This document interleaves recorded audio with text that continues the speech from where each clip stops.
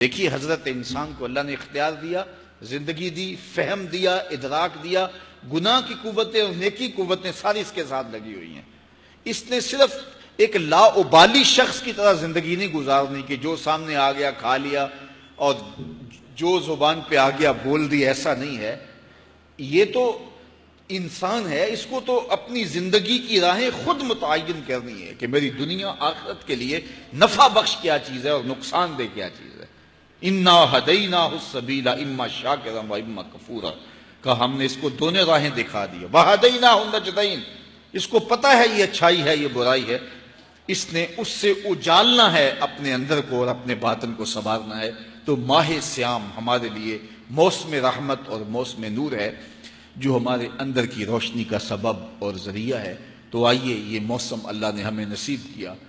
5 روزے گزر گئے، ہم 6 روزے کی طرف بڑھ رہے ہیں، باقی ہمارے پاس 24 یا 25 روزے باقی ہیں۔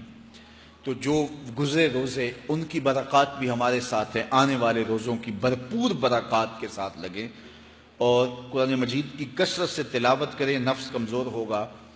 تنہائی اختیار کریں، نفس کمزور ہوگا۔ اپنی زبان پہ قابو کر لیں، نفس کمزور ہوگا۔ اب شیطان چھٹ کر بھی عید کے دن ہمارا کچھ بگاڑ نہیں سکے گا اگر ہم نے اپنے نفس پہ قابو پا لیا، اور اگر نفس پہ قابو نہ پا سکے تو شیطان تو پھر پیچ و تاب کھا رہا ہے اور وہ ہمارے اوپر پھر اور زور و شور کے ساتھ حملہ ہوگا اور ہماری متاع عمل کو لوٹ لے گا۔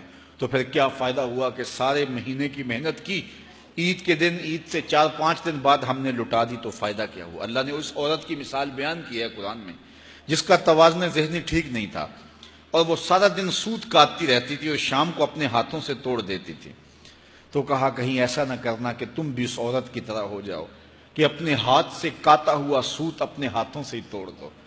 پورا مہینہ بھوک کاٹی، پیاس کاٹی، تکلیفیں گوار رکھیں، اور شام کو جو ہے وہ اپنے ہاتھ سے ہی وہ سوت کاٹنے والی خاتون سوت توڑ دیتی ہے۔ تو کہیں ہم بھی ایسے نہ ہو جائیں کہ مہینے کی محنت ہر سال عید یا عید کے چند دن بعد برباد کر لیں، پھر اگلے سال مہینے کی محنت کریں، پھر عید کو برباد کر دیں، تو کیا فائدہ ہوا؟ تو ہم نے جو نعمت سمیٹی ہے، جو چیز حاصل کیا، اس کو جذب کر لیں روح کے اندر، اس کو اپنے من کے اندر اتار لیں۔ اہل ایمان کو ایک دعا تلقین کی گئی ہے، وہ کیا دعا کرتے ہیں؟ ربنا لا تزغ قلوبنا بعد اذ ہدیتنا، اے اللہ ہدایت کے بعد ہمارے دل کو پھر دوبارہ ٹیڑھا نہ کر دینا۔ اگر ہدایت دی ہے تو وہ نصیب ہی رہے، وہ من میں جذب ہو جائے، وہ روح میں اتر جائے۔ تو میں اور آپ اپنی زندگی کو اللہ اور اس کے رسول کے نام پہ لگایا ہے، تو پھر اپنی ساری زندگی کو اللہ اور اس کے رسول کے نام پہ لگا دیں۔ وقت تیزی کے ساتھ گزر رہا ہے اور میں اور آپ لمحہ لمحہ موت کے قریب ہو رہے ہیں۔ ہمارے اٹھنے والے قدم زندگی سے گریز اور قبر کی طرف بڑھ رہے ہیں۔ کوئی 60 سال، کوئی 50 سال، کوئی 20 سال، کوئی 25 سال زندگی گزار چکا ہے۔ آج میں اور آپ اپنے ذہنوں پہ زور دیں تو کتنے لوگ ہیں ہمارے رشتہ داروں میں، ہمارے کلاس فیلوز میں، ہمارے دوستوں میں، ہمارے محلہ داروں میں، ہمارے جاننے والے جن کو ہم پہچانتے تھے، آج وہ مٹی کا رزق ہیں۔ تو ایک دن ہمارے اوپر بھی یہ آنے والا ہے کہ ہم مٹی کا رزق بن چکے ہوں گے، سرخرو ہو کے جائیں گے تو قبر میں بھی چراغاں ہوگا۔ دل دے دیوے دی روشنائی جاوے وچ زمینہ، تو پھر اندر بھی روشنی ہوگی۔ لیکن اگر ہم نے اپنی خواہش نفس کا اسیر بن کے زندگی گزار دی تو پھر کیا انسان ہونے کا فائدہ اور حضور کا غلام ہونے کا ہم نے کیا فائدہ اٹھایا؟